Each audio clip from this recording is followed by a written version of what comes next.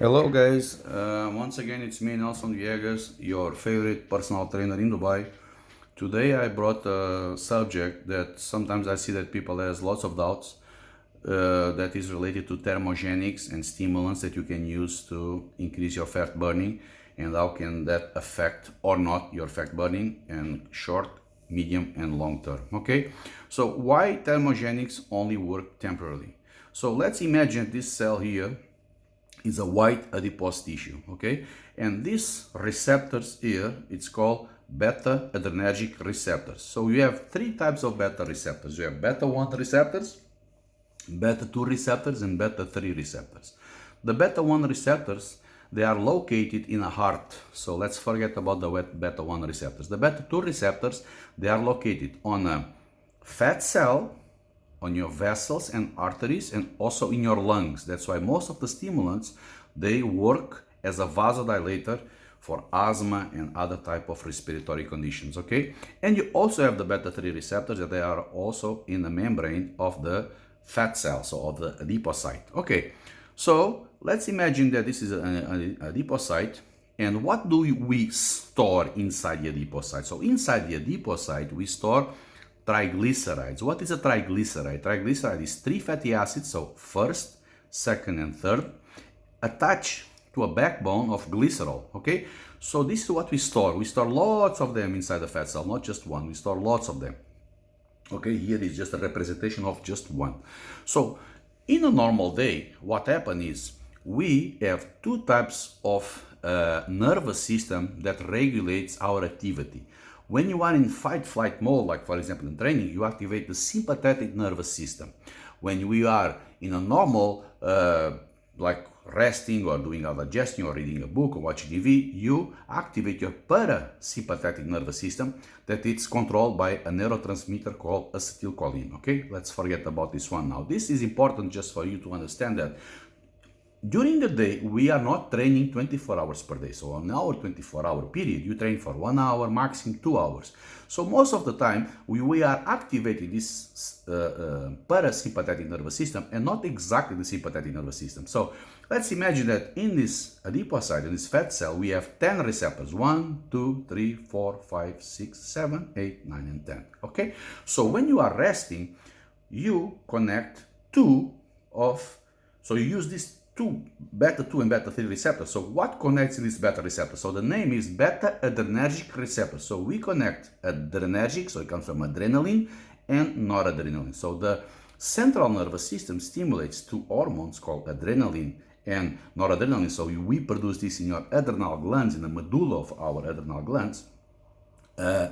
So when we bind this adrenaline and noradrenaline in these receptors, we stimulate the lipolysis, which is the breakdown of the 1, 2, 3 fatty acids and the glycerol. Okay, so imagine you are in your day, you are not training, you have 23 hours of your day, you only use 2 of these beta receptors.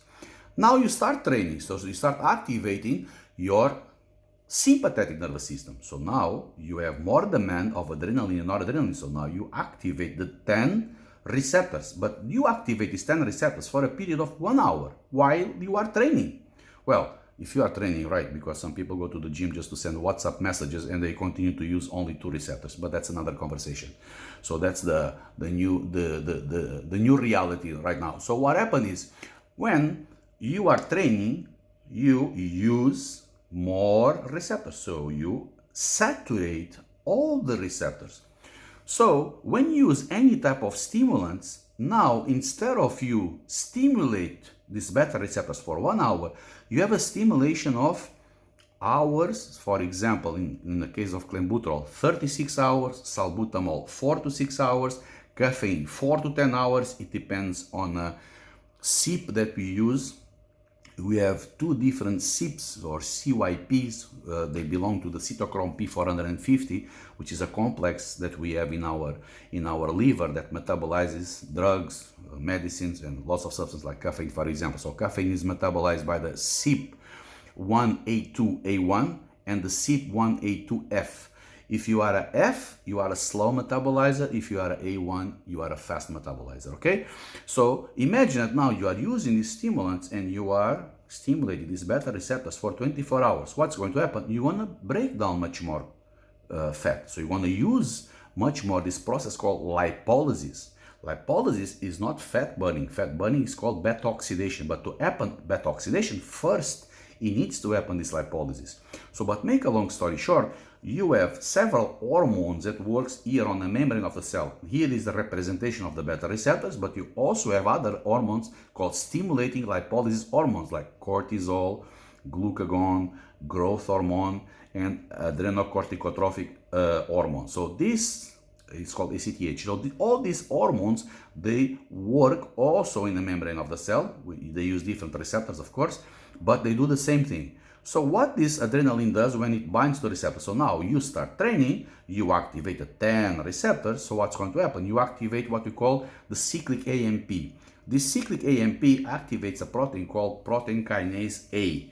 This protein kinase A does the phosphorylation of the hormone sensitive lipase, which is the second lipase that breaks down the second fatty acids from the glycerol. But first, this first fatty acid is being broken down by another enzyme called ATGL, adipocyte triglyceride lipase. This the first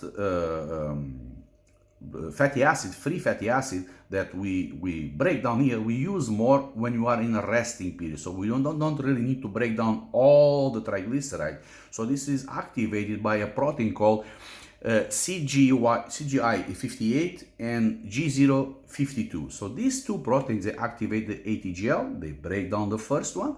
Now you really have stress in your body, you increase cortisol or adrenaline or whatever, you take any of these stimulants, and you also break down the second, so you activate hormone sensitive lipase and you activate the monoglyceride lipase. So make a long story short, so you break down 1, 2, and then 3. So now you have 3 fatty free acids and 1 glycerol. They go out of the cell. They are carried by a protein called albumin. So, and then what's going to happen is you are going to transport these fatty acids to your mitochondria, to your muscle cells, to be used as energy. But that's another process. What I really want to explain you today is why the thermogenics only work temporarily.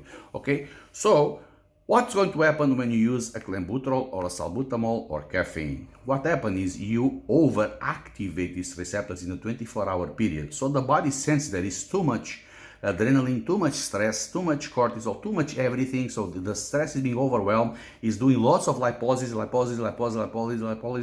lipolysis is so much that the body starts to down regulation of these receptors.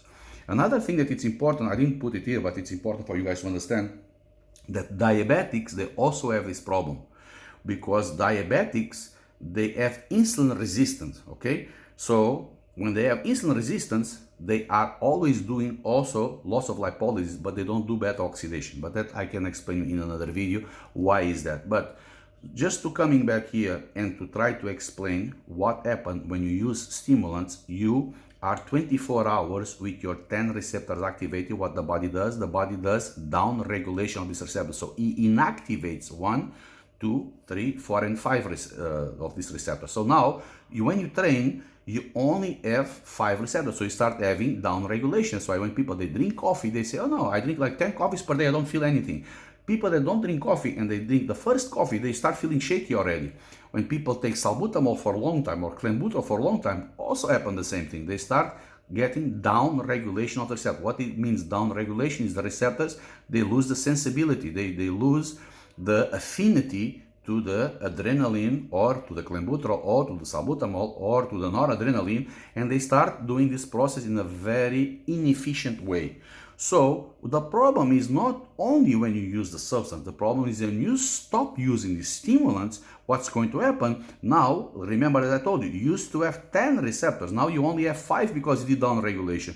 So now, when you go back to your normal life, what's going to happen is during the day, or during your training, so remember when you are in your normal activity, when you activate your parasympathetic nervous system, you only use 2 receptors. When you train, you used to use 10 receptors. Now, during the day, when you have your parasympathetic nervous system activated, you only use 1 receptor, and when you are training, you only use 5. So what's going to happen? You're going to have much lesser lipolysis and much lesser fat burning, doing exactly the same thing. That's why I keep explaining in my videos that it's not about calories in and calories out, because it's very difficult to really calculate the calories out.